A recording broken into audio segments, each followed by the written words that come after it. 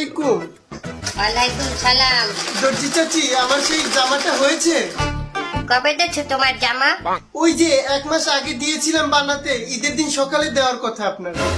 1 মাস আগে জামা দিয়েছো, এই জামা ছেদ করি এখনই এই দিবি? ও বাবু, আমরা দর্জি আর ডাক্তার গো কোনো রেস্ট নাই, আমরা কখনো বসে থাকি না। যাও পরে আছো। পরে কখন? তাহলে আমি ঈদে পরবো কি? ঈদে পারবো কি মানে? তুমি কি এখন উদলাইছো? আমি তো এটা ঈদে পরবে বলেই বানাতে দিয়েছিলাম। কে ঈদ কি এখন চলিয়ে যায়?